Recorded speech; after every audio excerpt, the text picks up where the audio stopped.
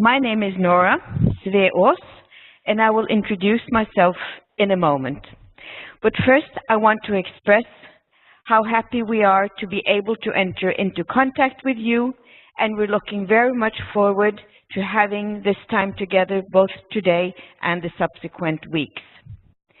We know that you are all actively engaged and involved in very important work regarding psychosocial work with health issues and conflict problems in a situation which is extremely stressful and difficult. So we want to share with you during these sessions a very short version of the training manual that we have developed over time. I will explain a little bit more in detail about the manual, but it is based on ideas and experiences developed by Norwegian psychologists and psychiatrists who have all been involved in gender-based violence assistance in situations of war and conflict. So what we present to you are no answers or something which is cut in stone, but we want to share with you some of our own engagement and experiences and some of the ways to work with persons who have been extremely exposed to violence, how you can meet them and work with them based on some of the ideas that we will share and discuss with you. We know that you have access to the manual itself, that you may look at it on the internet or perhaps even on paper. So hopefully you will be able to read and study it in between these meetings, and then we will have the opportunity to discuss a little bit every time to share and discuss ideas. And as we have suggested to you, it's very good that you are working in pairs, that you are 2 and 2 together, and I hope that this is actually taking place.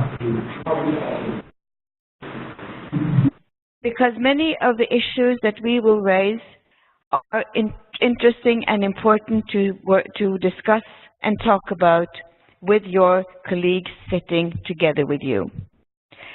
So I will want to again extend a warm welcome to all of you. I do hope that the technical part is functioning. We have been quite nervous. We can absolutely say that. And we do hope that we are able to be in touch today and the following weeks.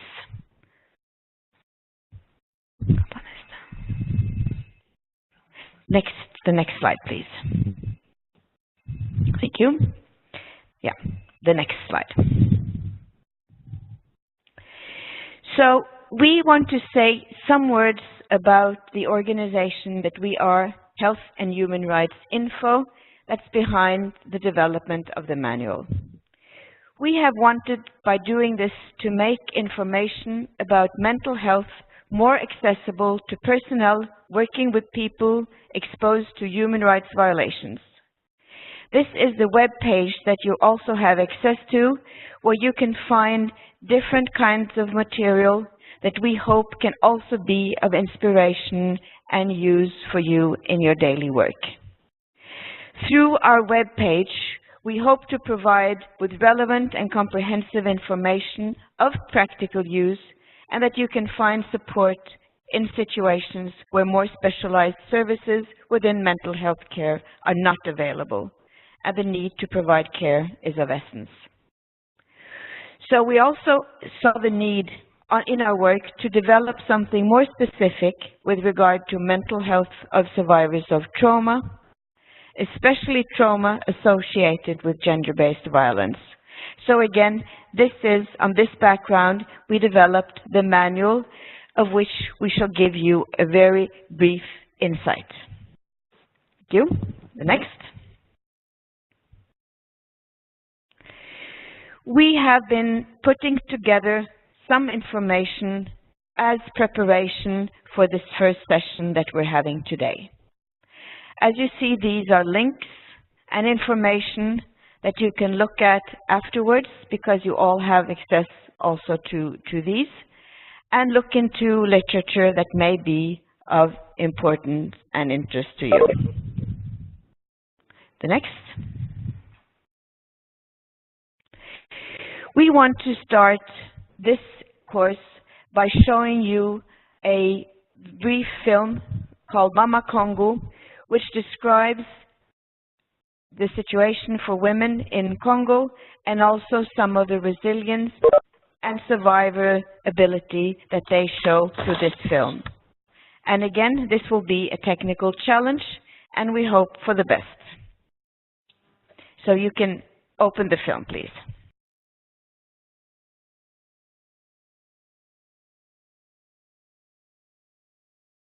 I hope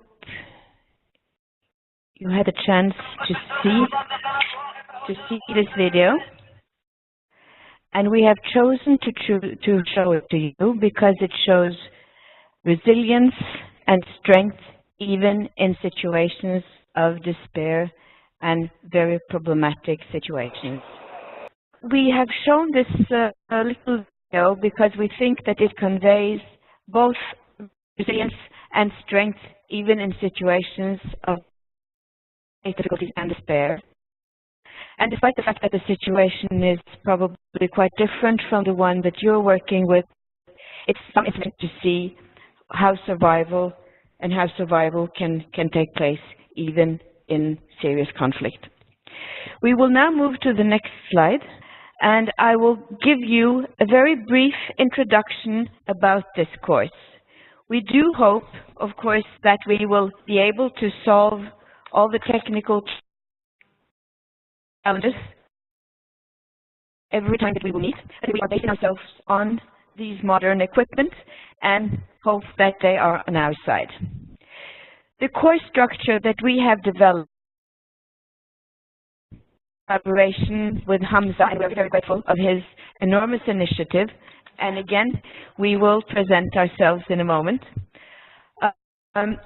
This course will lead to a certificate. It's a certificate course involving approximately 30 hours of reading, discussion, webinars, as we now have, and different questions.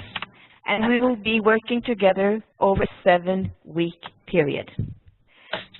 The course is based on a participatory, active learning approach with an emphasis on critical reflection and peer-to-peer learning. We say this because we know that you all have methods, tools, and experience that you can share with each other, and we would like also to enter into these conversations. But at this point, we encourage you very strongly to talk to each other, those of you who are sitting together with your peer, and discuss how you can approach persons, individuals in these situations. The participants in the course will do the required readings, prepare interim and assignments, and participate in group discussions. The whole seminar will take place also based on a metaphor that will be used to enable interactive learning and activities. We will explain what we mean by this metaphor, and as you will see, there are butterflies spread around all the course, but we will come back to the butterfly. The next slide, please. So now we want to introduce the trainers, and you have heard there's a microphone on now. I want to introduce the three of us, which is, I would say, first of all, Hamza Hamwie. Do you want to introduce yourself at this point, Hamza, or do you want me to say some words about you? Yes, please go ahead, but there is a mic as open. I know there's a mic. Okay. So, again, thank you very much, Hamza. Hamza Hamwie has been involved with humanitarian operations over 10 years. He has designed and delivered numerous training programs and facilitated workshops for a range of humanitarian and development organizations, including Syrian Arab Red Crescent and SNGOs, INGOs, DRC, GRS, and local communities. And I want to emphasize that Hamza is from Syria himself. He has experience in designing and managing the Right Space project, leading the field teams in development and humanitarian response, conductive surveys, advocacy training, need assessment, and continues to work in the field and train humanitarian workers. He will also, in a short moment, speak about the SPHERE principles in which he is also trained. So then I was happy to introduce Hamza Hamwie to all of you, himself from Syria, trained and certified SPHERE trainer, and he will talk a little bit more about the humanitarian principles of SPHERE as well. So then we have Elisabeth Langdahl, who you see on the right on your screen. Elizabeth is the Executive Director of Health and Human Rights Info. She has a master's degree in Human Geography and a bachelor in Media Studies from Oslo University. In addition to run the Health and Human Rights Info resource database on the consequences of human rights violation on mental health, she has for the last 6 years been working with the priority area of gender-based violence. And then the third person here to the left, that's myself. I'm called Nora. My last name is a bit complicated outside of Norway.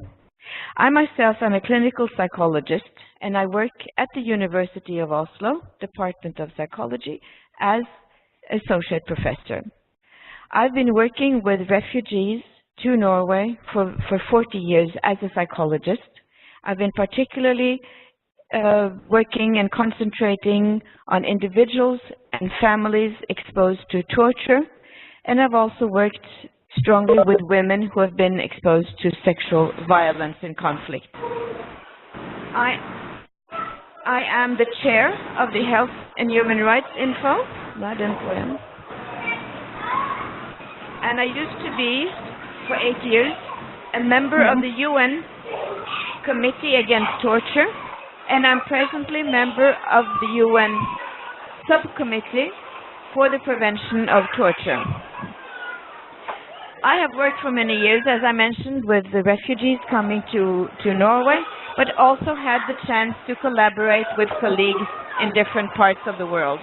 Maybe parts of what I said that you have missed out on, but we hope that we have introduced the main trainers. You will meet others of our colleagues during this process, but today it's the three of us that you will meet. Now I would like all of you to spend some minutes to talk about the questions that we have included between yourself, so that we can have an idea about so you can have an idea about your own experiences and discuss it with your colleagues. So if you see on the page, there are some questions about motives and ambitions, expectations of the training, and you have also been asked to fill out the form before we started today.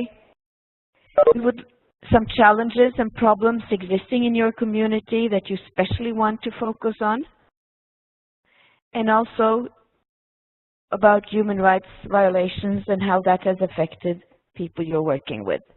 We do not have to do all of them because there are many, but if you can start to speak together about expectations and specific problems that you would like to focus on in this training, that would be very helpful. So I will give minutes to you to think about this and take some notes, and we will come back later on with some of your input. Hello again. At this point, we hope that you have been able to speak to your colleague sitting together with you, and that you may have, and in case you are alone, if you have taken note or looked into some of the issues that you particularly want to go into and what you expect to take out of this training, which will be over these 7 weeks. So I would very much encourage, and I would be also very curious to listen to some of your perspectives on this, especially given that you are very much engaged in this work on the ground. So now, if we can have one microphone at a time to comment or either to ask each other questions. مرحبا أستاذ حمزة، كيفك؟ أنا رشا. أنا رشا، أنا بشتغل مع IDC International Progression. شغلي بيعتمد أكثر شيء على تحويل الحالات النفسية. Okay, I'm Risha, and now I'm working with IDC, International Blue Crescent. Before my cure of my working is referring mental health cases from our doctors in our center to So you're receiving people at your center. I lost her again. She started explaining about her center.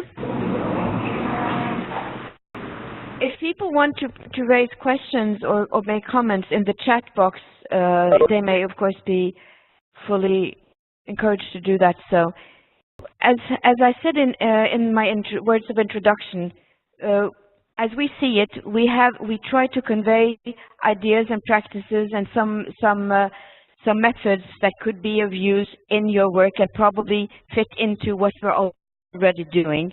That's why we always want us to discuss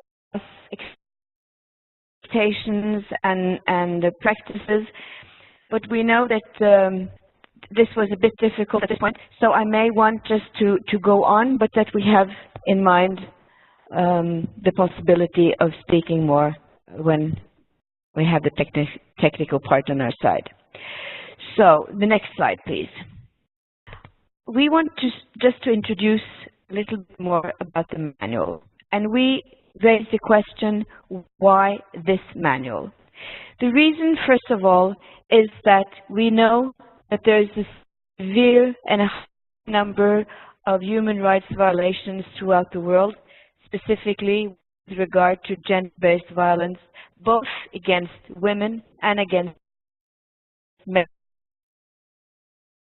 Violence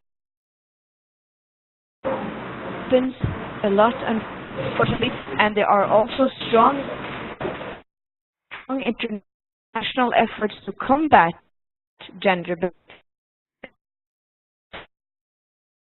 in order to reduce this. And these initiatives in order to prevent these things from happening, but we need to know that the survivors are being met and that they're being supported and that the family also are helped. So our question is, how can we have more people engaged in assisting women and men and children exposed to sexual violence? This manual will mostly refer to work with women, but the way experiences be very well included in the male patients and myself do not mention any that gender-based violence regulations introducing of survivors must take into account the broader humanitarian guidance, and we have included some information about this to look into the helper and some of the training that you will be having over these sessions will focus on you as the helper. How can you help? How can you develop your skills even further? And also, what assistance do you need to be able to serve as a helper in a very stressful situation? I'm sure this is something that you have been discussing among yourself for many months and years. Next slide, please.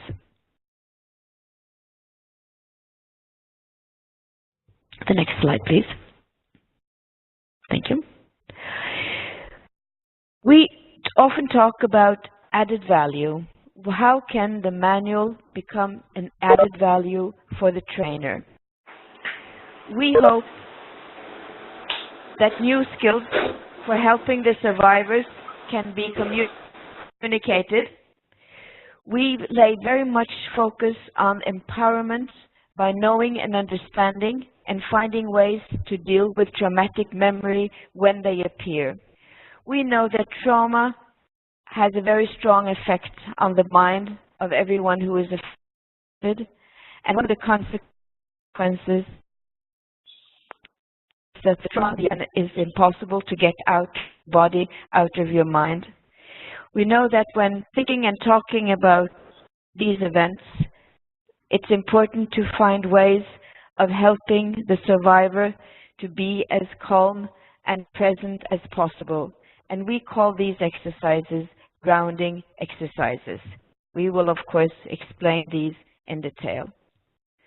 We think that working with these aspects has an added value also for the community. We hope that also strong survivors participating actively in local community, taking part in decision-making processes with their knowledge and experience is very, very important in this work. This means that also those who have surviving background, as the women we saw in Mama Congo, are able to participate in the community.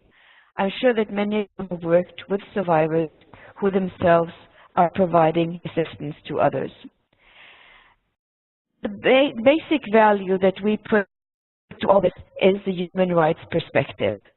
We think that awareness about the human rights may assist both in understanding the suffering and in finding ways to respond to it in a respectful and helpful way.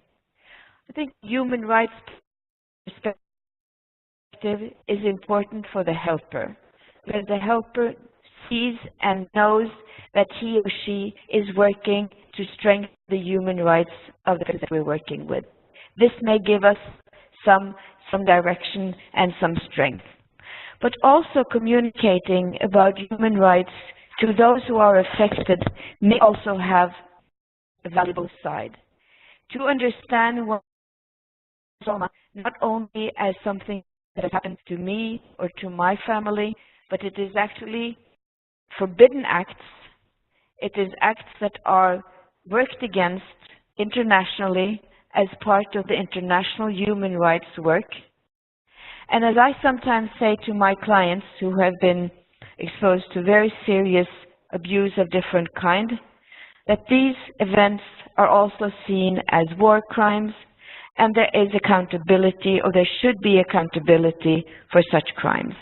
That is, it's not only something that happens to me, it is something that happens to many people. The world is aware, and the world is working with this in terms or in a context of human rights strengthening. So we think that human rights perspective is the foundation for all this work. Next slide.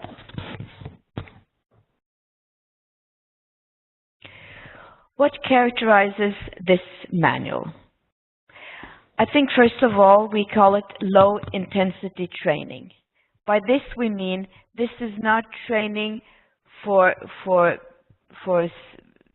experts or people working in a specialized healthcare.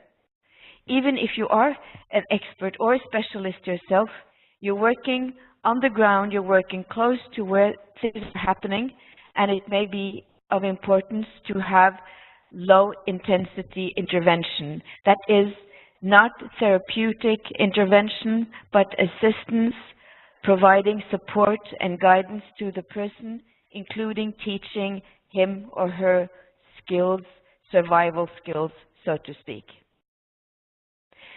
The manual has a strong focus on mental health and psychological reactions to traumatic events. We know that internationally, people may have different kinds of reactions to different forms of trauma. But even if that is so, there is a lot of similar reactions, and these seem to be across borders and across nations.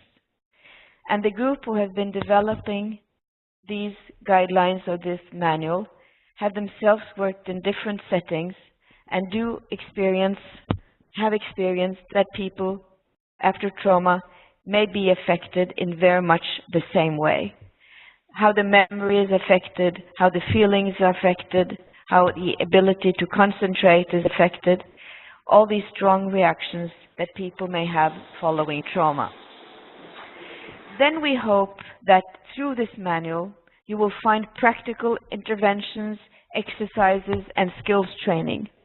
Oftentimes we meet with helpers who need some support and assistance in finding good ways of meeting the survivor. That is, ways of dealing with the reactions that the survivor has. We hope that some of the examples that we will discuss in this manual can provide you exactly with this kind of support. We are resource-oriented, or the manual is resource-oriented, and we want to underline the resources and the strength of the survivor as well as the helper. This means that we don't see survivors or persons exposed to trauma as patients or somebody that do not have a saying in their own lives. On the contrary, a trauma takes away a lot from a person, and all the work that we have to do is to strengthen resilience and to strengthen their resistance and their own capacity to deal with the problems. So we do hope that we have a very strong resource-oriented perspective, which means that we are afraid of using the term victim, even though in many places it's perfectly okay to talk about victims, but it also may communicate a sense that persons are victims and not anymore able to deal with their own lives. So we speak about survivors, but even though victims, of course, is used in many settings. We want to build on experience and local knowledge.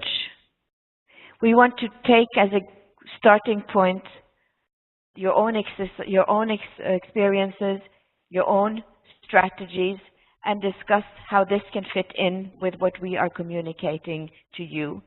It's nothing to be adopted or implemented uncritically, not in any way, but some of the exercises such as grounding, breathing, a lot of these basic communication skills that we are trying to communicate to you may very well be part of the repertoire that you already have.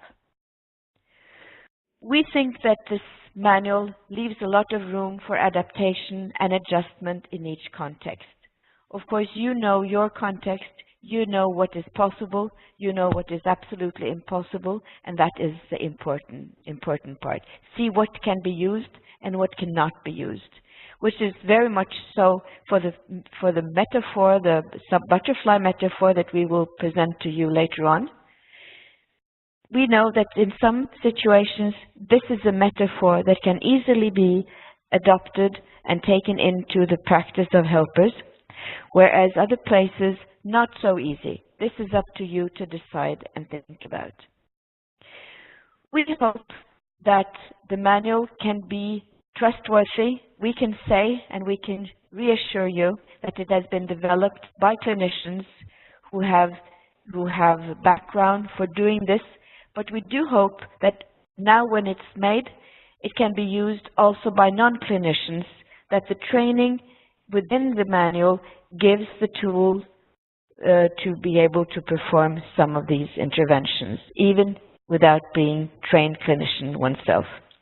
Also, we hope that by working on the manual, you can also be able to communicate with your collaborators in your clinic and be a trainer or of assistance to the others, also by using parts of the manual.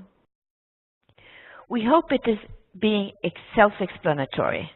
That is, if you will look through the manual, you will see how many of the interventions are explained on the other side. In a moment, we will give you some examples of this, and we hope that it functions as self-explanatory. Supplements existing guidelines and manuals. As I mentioned, there are a lot of work out there to deal with gender-based violence and torture and violence in conflict. We hope that this mental health perspective and a very concrete intervention can support and can add to the many guidelines that exist, because it focuses especially on health and mental health. Yes, and as I said already, it's based on clinically informed and human rights-based approach. So, the next page, please.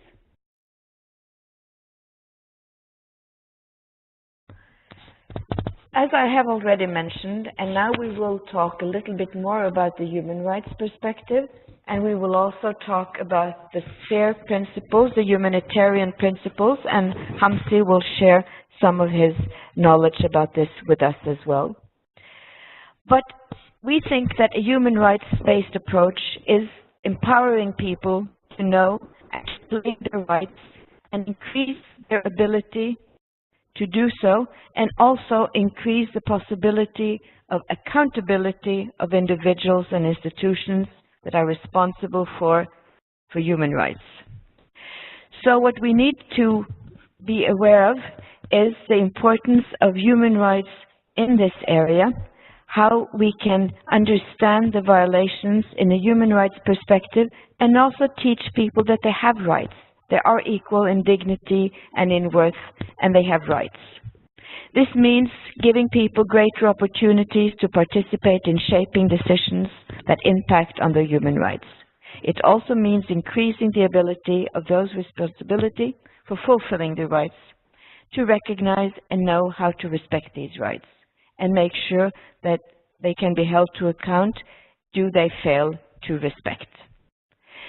So there's some underlying principles which are of fundamental importance when applying a human rights-based approach in practice. First of all, it is participation. Participation by survivors, participation by helpers. It's not a one-way dialogue, although right now I feel that that's the technically easiest part of it. But our intention is, of course, participation in developing ways of working. Also, that we have the principle of accountability, that is non-impunity. There's a lot of impunity going on today, and for people working in the field, it's very important that we know that those who are responsible will be held responsible for what they do. And that's also part of what we as healthcare workers may ask the world to do, namely to hold people to account. Principle of non-discrimination and equality, of course, major principles here. Non-discrimination, whether it's about gender, whether it's about religion, whether it's about ethnicity. Non-discrimination is a very important principle in all human rights-based work and, of course, in human rights-based health work. And also empowerment. We have spoken about resources, the importance of a resource perspective, and legality in the form that we always stick to what is legal, what is also in line with human rights principles, as they have been adopted and included also in the domestic laws. So there's a lot of examples I'm sure both you and we could give you with respect to the importance of dealing with human rights approach in this work. I've mentioned a couple already, such as referring to international justice with respect to human rights violation. It's about emphasizing the rights that people have, including right to health, right to peace, right to dignity and integrity. And also the importance of making people feel that this is not because of them. Human rights violations are initiated by people in power to de-empower the persons who are affected. So having these kinds of conversations with people who have been exposed may give them some alternative way of thinking about what they have experienced. Especially, I think it's important to lift the feeling of guilt and shame and feeling sometimes that this is their fault. This is not their fault. People who are exposed to human rights violations of the severest kind that we are talking about are not guilty. Those who are performing the human rights violations are the guilty ones. Next slide, please. So, as I mentioned, we have also based ourselves on the Humanitarian Charter and Protection Principles as these have been developed by the Sphere project. And I just want to read you aloud what's here, that we want to bring in also the Sphere project into the training, and the Sphere project and its handbook are known for introducing considerations of quality and accountability to humanitarian response by using the Humanitarian Charter. And the main principles here, which are very much in line with the human rights principle, is the right to live to life with dignity, the right to receive humanitarian assistance, and the right to protection and security. I think the Humanitarian Charter here is a very good addition to the principles that we have presented in the manual because it goes into more details about several aspects of humanitarian assistance in situations of conflict. And I'm sure that Hamza now will add some arguments here as to what is the added value of looking at the Humanitarian Charter together with the human rights principles as we have defined them here. Hamza, will you add here a little bit, please, or?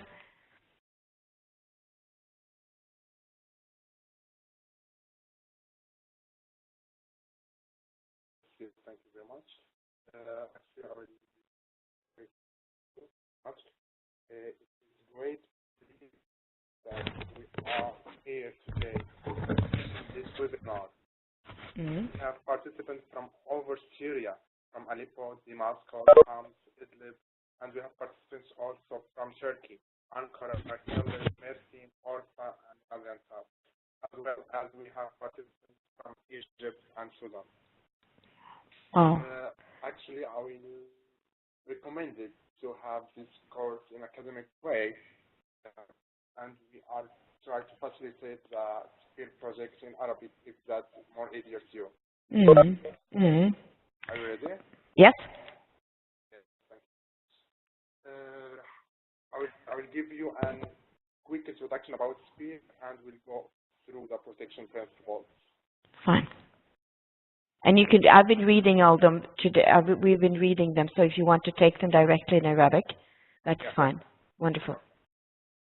رح أعطي لمحة سريعة عن مشروع سبير وكيف بلش مشروع سبير، بعدين حنتقل على الميثاق الإنساني ومبادئ الحماية. في الحقيقة رح أحكي عن مشروع سبير مثل القصة كيف بلش.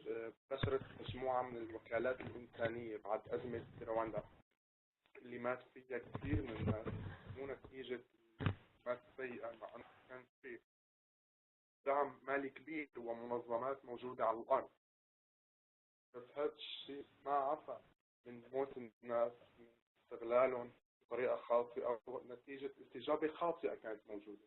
اجتمع مجموعة من الوكالات الإنسانية بالإضافة إلى الحركة الدولية للصليب والهلال الأحمر عام 97 وضعوا مسودة لدليل السفير. وين بتجي قوة دليل السفير؟ بتجي قوة دليل السفير إنه هو ليس ملك لحدا، جميع المنظمات شاركت بوضعه، ونبنى على شيئين أساسيين، هن معتقدين أساسيين للسفير. أول شيء السفير انتقل من مفهوم إنه الناس مستضعفين، يحتاج إنه إحنا جمعيات خيرية بدنا نساعدهم إلى مفهوم حق المتضررين في الحصول على المساعدات الإنسانية. مثل ما قلنا قامنا كثير على معتقدين أساسيين. أول شيء للناس لديهم الحق في الحياة في كرامة، وبالتالي الحصول على المساعدة الإنسانية.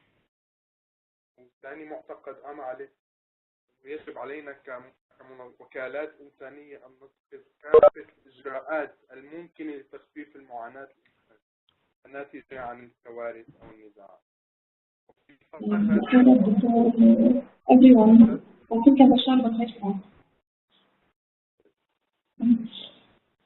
أنت وصلت؟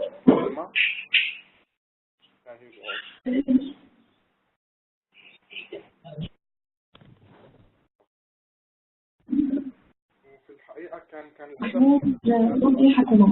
مشروع فيه هو إدماج كافة المتضررين في على العمل الإنساني، وقام على مفهوم الجودة والمساءلة. ماذا يعني هذا؟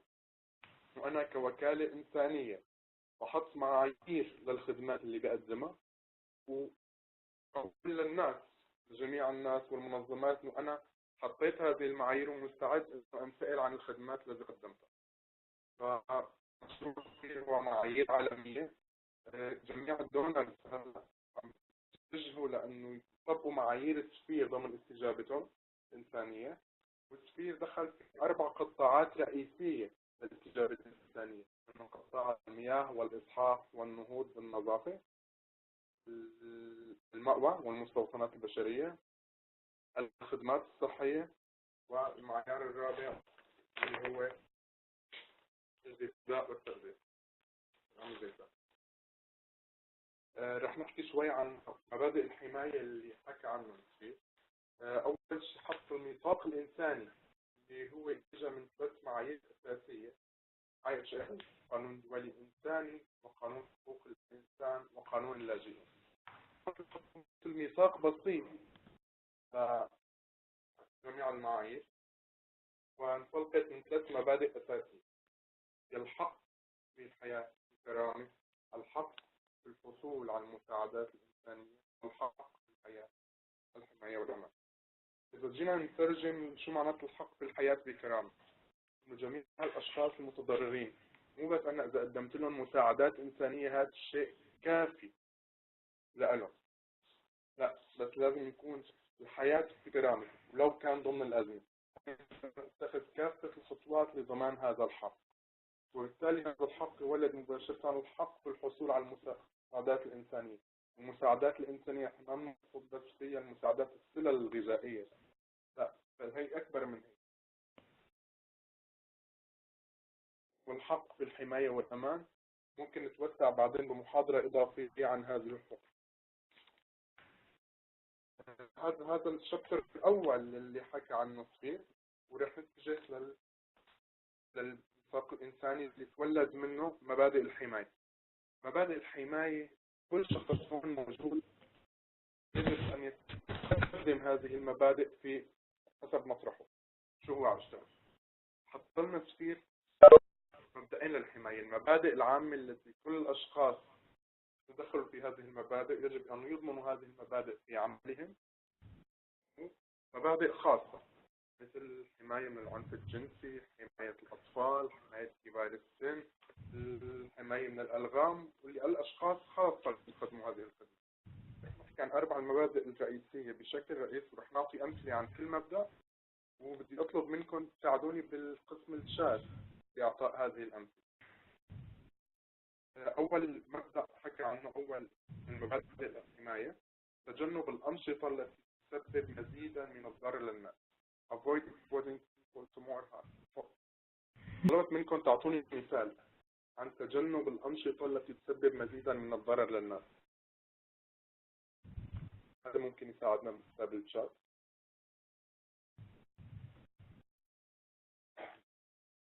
تجنب الأنشطة اللي تسبب مزيدا من الضرر للناس. أنا كبني مستوطنات بشرية وأنا مدير مخيم، ففي عندي نساء separated women، أنا ما معقول أحطهم للسيدات المنفصلات في بيئة ليست تحميهم. فيجب إنه أخصص لهم مكان لهم عشان يقدروا يعيشوا.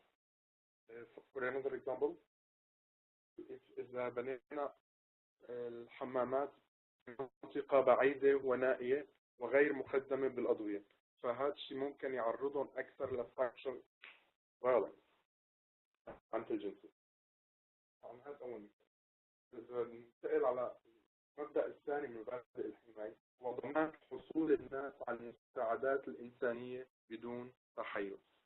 نحن ما نتحيز لا لعرق ولا لدين ولا لجنس ولا ميول جنسي.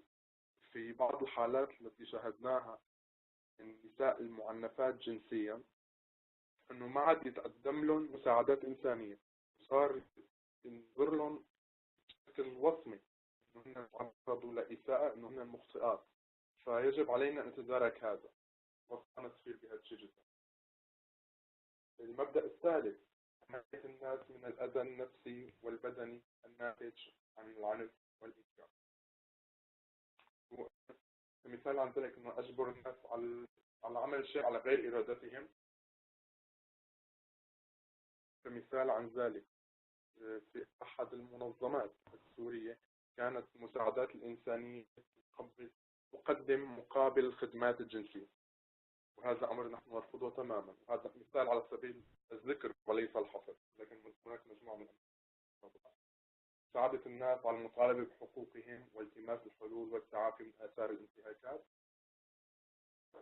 كمان هذا الشيء إذا أي نساء تعرضت لسكشوال أبيوز يجب أنه نعمل لها المسارات الصحيحة لأن تشتكي على الشخص المعتدي لأنه هذا كان يهرب.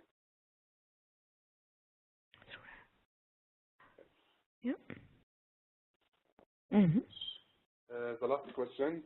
ليش تعتقدوا إنه هو من المهم إنه نحن نحافظ على الحقوق الإنسان وهذه المعايير في استجابتنا الإنسانية؟ ليش مهم قانون دولي إنساني؟ ليش مهم حقوق الإنسان؟ ليش هذه المهم مبادئ الحماية نحن ندمجها في كافة استجابات الإنسان؟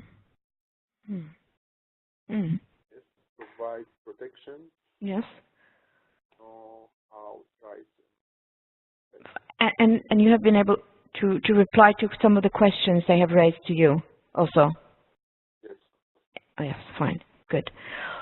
Okay, thank you very much. Provided that,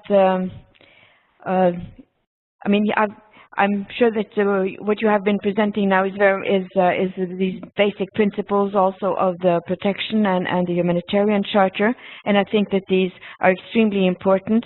And we hope that what this manual can add is something in addition to those basic principles, especially in the area of mental health and human rights. Before I go on, but thank you very much, Hamza. Again, I will come back to the questions about mental health in conflict situations. But before I do that, I want to underline something which I think is very important for all of us, namely the fact that today, sexual and gender-based violence is fully acknowledged as a severe human rights violation. It used not to be so. For many years, violence in context of conflict was considered practically what the Americans called collateral damage, something which just happens. It's not part of the war. Now this is considered both a part of the war as a war crime, as I already mentioned, and as severe human rights violations. And this lifts, in a way, our conversation about these issues and stresses the focus on human rights and human rights abuses. But no matter what kind of names one put on the traumatic situations, they may lead to severe mental health problems. And during the sessions that we have to come, we will, of course, describe more in detail how traumatized persons will react and what they fear. We will talk about trauma reminders, etc., etc. You can already see that through the manual about things that will be coming. But in conflicts, we know that the mental health consequences of conflict are serious. In all wars that have been studied more in detail during the last 100 years, from the First World War and on, there have been a number of studies to look into the severe human costs of conflict, especially on health, physical health, as well as mental health. And knowing that today, in the present time war, it is the civilians who are very much being affected, we know that there will be a high number of persons, of ordinary citizens with severe mental health consequences and affected in their psychosocial well-being because of the war. So one of the very, very important aspects will be to define ways in which one can improve their health and their psychosocial well-being, also by giving them more strength and more force to be able to deal with these things themselves also. Thank you. Next. We will now, and I will give the word to Elizabeth now, because she will present to us how the manual is constructed. We are aware that this first lecture today will focus much on the presentation of the manual itself, on the conditions on which this work is made, but we think that that is worthwhile since you will be studying this both together and each and one of you alone. So I will now pass on the word to Elizabeth to tell you about the construction of the manual. Thank you very much for now, and we'll come back. Hello. I'm just going to tell you a little bit about the construction of the manual. The manual is divided into 3 parts. It's one part that consists of 15 boxes with basic information, the main ideas and themes and content of what we will do in the actual training part. And then the main part of the manual is the training. This part has instructions to the trainer. It has group exercises, grounding techniques, role plays, and discussions. And the most important part is that all these are following the butterfly woman metaphor, so that all the skills that you're learning is through the butterfly metaphor. And then for further reading, we have a theory part with resources and more links, and they've also gathered all the grounding exercises in one part. So have a quick look when you have the time. Next slide, please. So to make it easier, we have laid out the training as a 2-page thing. So on the left side of the manual, it is everything that the trainer needs to know to conduct the training. And then we have the right side of the manual. There we have everything that the trainer will say loud to the audience. And then we have tried to lay out the different exercises and role plays with very specific icons that you will recognize immediately when you're going through the manual.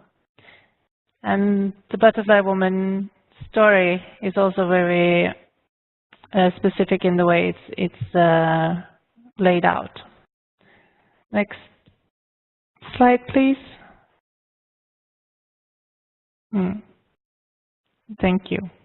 So as I said, the left side and the right side. So here you can see an example of how it's laid out. So these are pages that will have to be in the manual is not a problem because you will see it immediately, but if you're reading it on the internet, you have to make sure that it's a 2-page show so that you can see the 2 pages that are connected together at the same time. So this is when you're doing the training. But you can also do this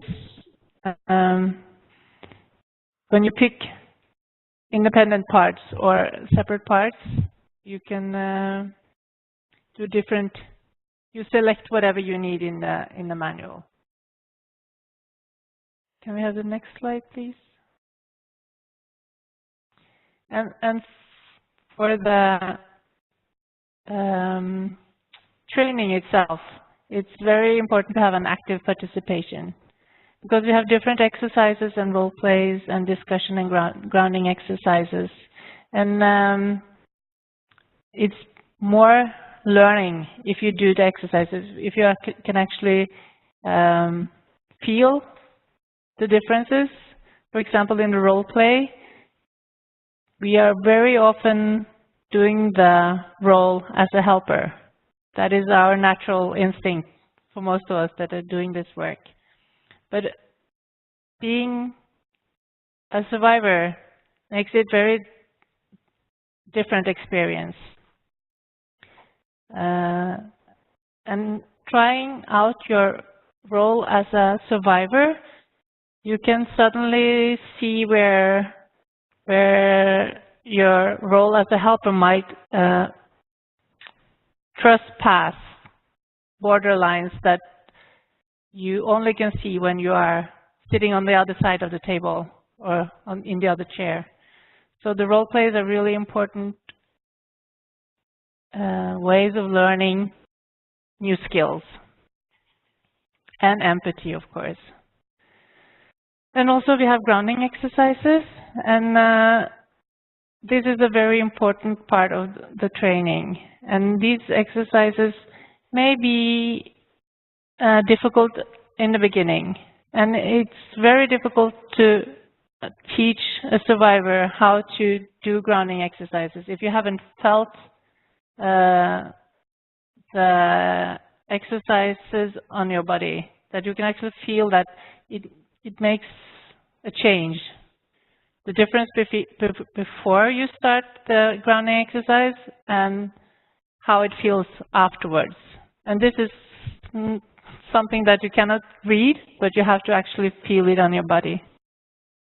So please, when we're doing grounding exercises in the future lessons, please take part of the actual exercise. Next, please. Next slide. And what we always would like to emphasize is that you should make the manual useful. You implement the manual in the way that it works best in your context. This is not a manual that you necessarily have to read from page 1 to page 120. You can select the pages that you feel it's necessary for the work that you're doing. And also, always consider your cultural context. We have tried, this manual has been tested out in 5 different countries. And we have tried to fit it in so that it will be on a general term so that everyone can use it. But we encourage you to try to fit it into your cultural context. So use the whole training or just bits and pieces. And you can also use it in groups or individual studies. You can use it while doing supervision or in discussion groups. But always prepare well. That includes translators and venue and where you sit down and talk with people. That's important issues. But these are also things that we talk about in the manual.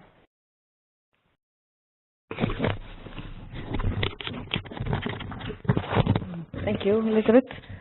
I want to emphasize a couple of points, because as you have heard now in the presentation of the manual, this has been constructed as a training manual. That is, those who are doing training with others in their center or in their work can use the manual as a form of guideline for doing the training. So that's why we talk about trainers, we talk about what is being said aloud, etc. So you can read it and use it as a training device yourself as a trainer. That said, it is also something that conveys ways of working, principles in working, how we understand trauma, how we understand consequences of trauma, and how we understand important interventions following traumatic events. So it can also be read as a textbook or as an inspiration for you directly as a clinician or as a consultative person.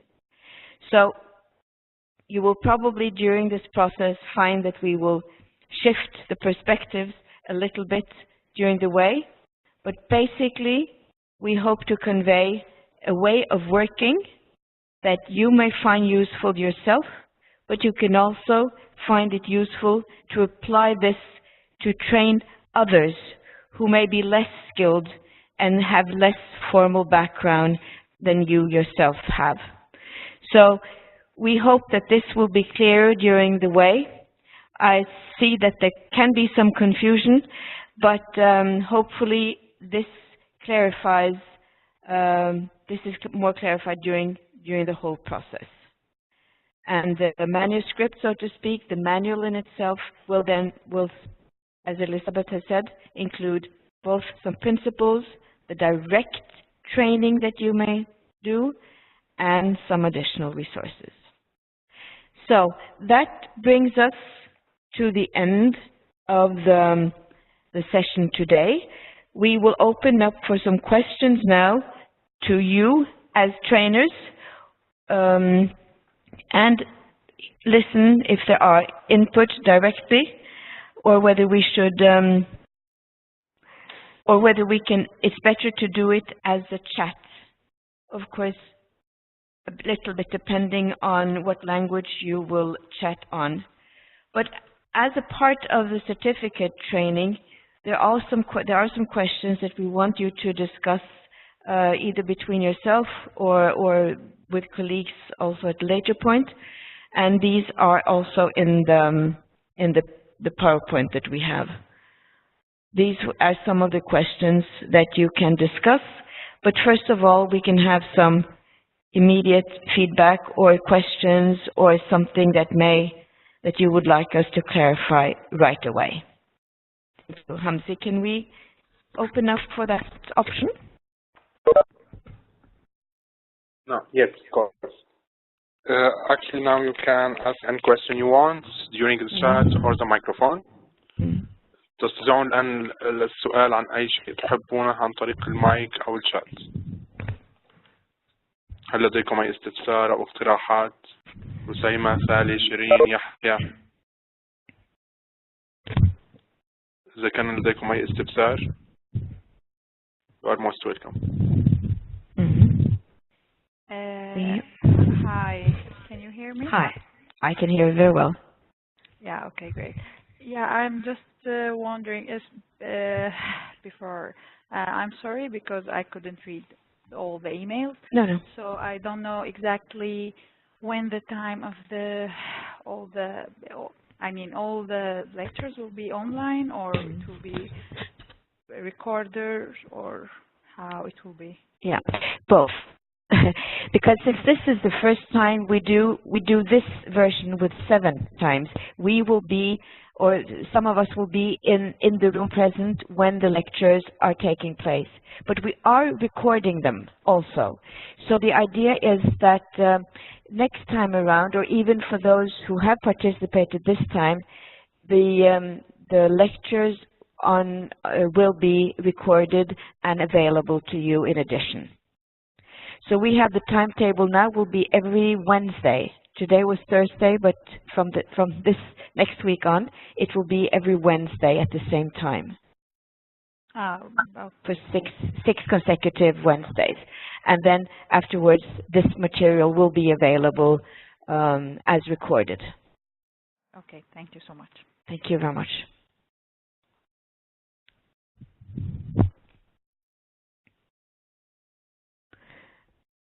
هل لديكم أي استفسارات أخرى عن الشهادة، الحضور، المنهاج المستخدم، طريقة التدريب؟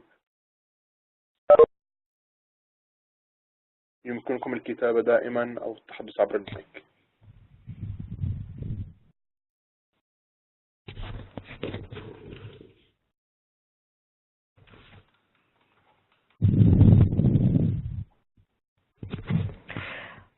Are most of you sitting together, 2 or 2, or are you sitting by yourself, many of you? Actually, Haya was asking about the certificate in Oh, the yeah. chat box. Okay, fine. Can you provide some information about it? Yeah, let me see. The chat box, spørsmål. Yes, alone, 2 together, fine. Well, when people have attended these courses and also replied to some of the questions that we have put out, we will develop. We have a certificate that we have used earlier, but we will describe the course and provide you with a hard copy of a certificate with our name and signatures, and also describing how much or what you have actually covered through this session, these sessions. Did that answer it? And it will be handed out towards the end. Thank you very much. Actually, I have another question from Russia. She asked about if we can talk more about SGBB children, and if we can, how we can deal with survival. If we cover that. Yes.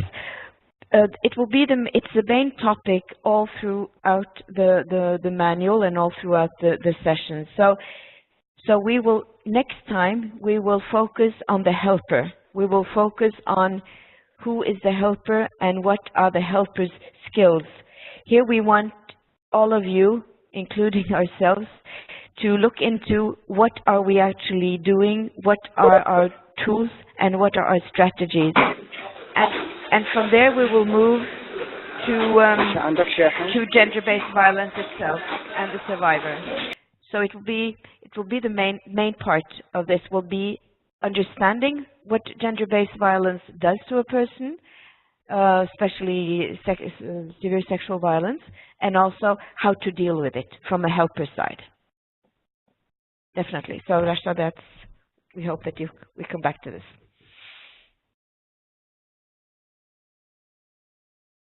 And everybody has seen the questions that we would like you to discuss between yourself or reflecting upon, because these will be, you will be asked to comment on these also for a condition for the certificate.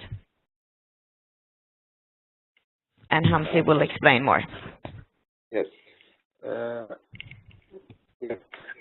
الحقيقة نحن في عنا دائما reflections عبارة عن reflection أو مثل question out عن طريق جوجل فروم رح نسألكم إياها. يجب أن تجاوبوا على هي كلها في الوقت المحدد لكي تحصلوا على الشهادة.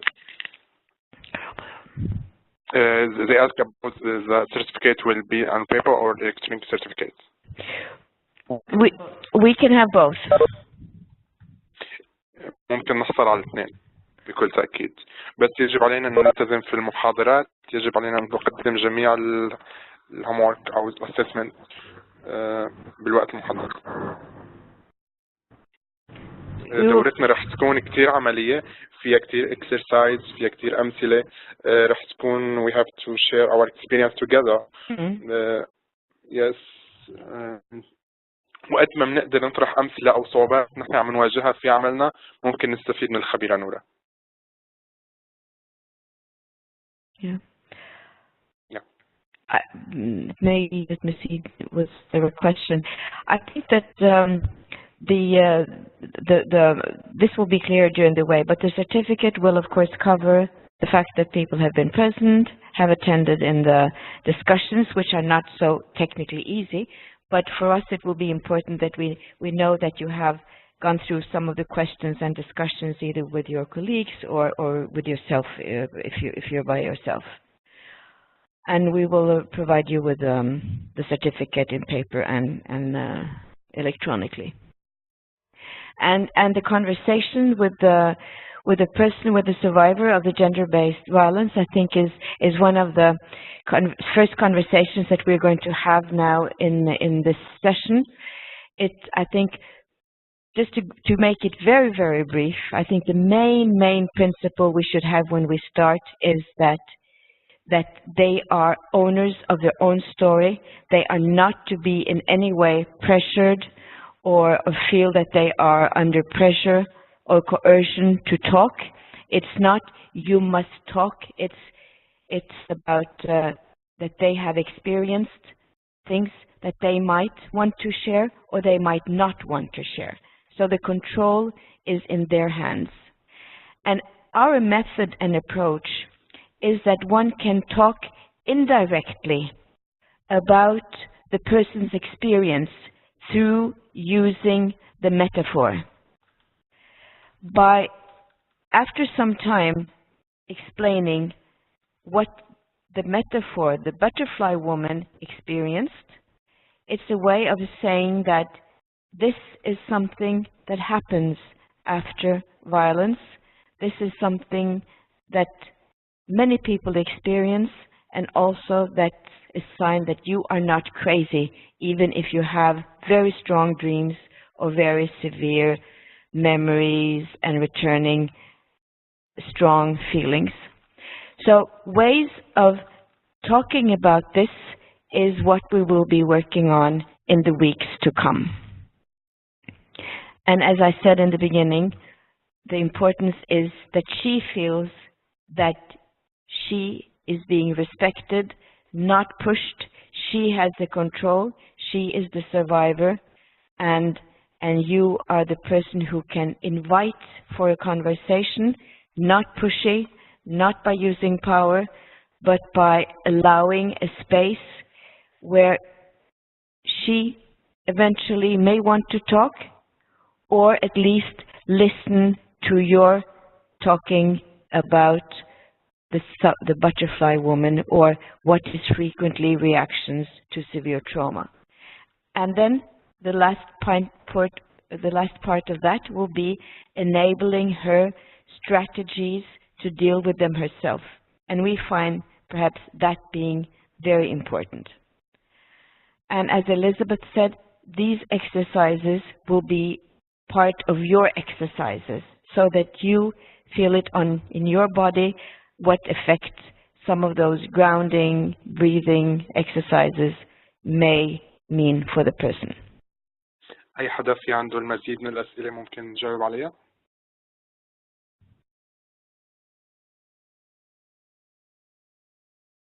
جميع السيشنز والريكورد سيشنز والبرزنتيشن رح نقدر نقدم لكم اياها عن طريق الايميل او عن طريق دروب بوكس.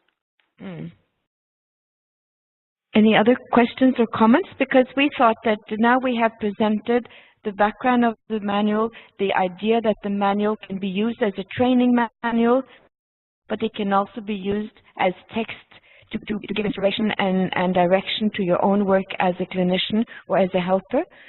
And it may hopefully give some not necessarily better understanding, but a little bit different understanding on dealing with trauma and the reactions of traumatic events. So we thought that we, by this, again want to thank you very much for your courageous work and for your presence. And we hope that we will be able to provide you with some good moments. Thank you. Thank you, Nora. I will encourage you to all to have a successful training program about 7 weeks. I strongly encourage you all to become actively engaged in this course sessions and discussion about your experience, challenges, and activities. I remind you, we have that one session every week, comes with reflections and assessments. You have necessary to answer it during the week. If you have any technical issue, you can always contact me or Elizabeth. And we have our sessions are interactive, so please. Thank you very much. Thank you very much.